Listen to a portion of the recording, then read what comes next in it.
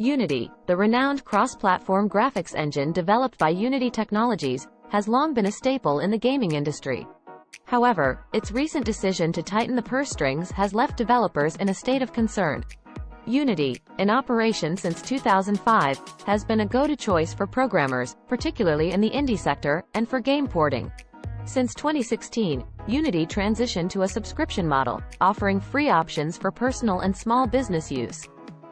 However, major changes are afoot. In January, Unity is rolling out a new payment model dubbed the Runtime Fee. This fee will hinge on the number of installations using Unity's engine.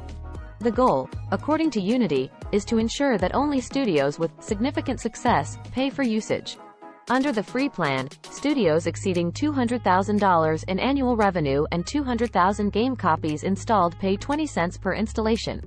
For paid plans, studios with $1 million in annual revenue and over 1 million game downloads have installation rates that vary with the number of installations.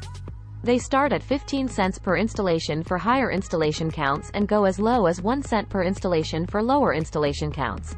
Critics have voiced concerns about the lack of specificity in how the fee will be calculated and charged. Questions linger about how it will affect special games, bundles, demos, freemium games, and whether Unity's inclusion in a system equates to an installation. Media outlets, like Game Developer, are already predicting the death of Unity, attributing it to CEO John Riccitiello's leadership. Riccitiello's recent sale of company shares has raised eyebrows. Developers have taken to social media to protest the changes.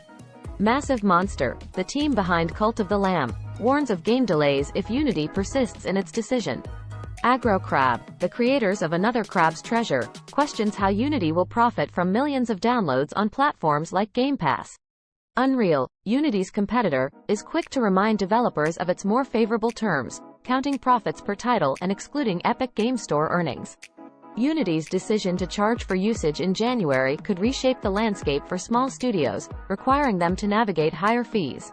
Thanks for watching. Please consider subscribing to support independent news.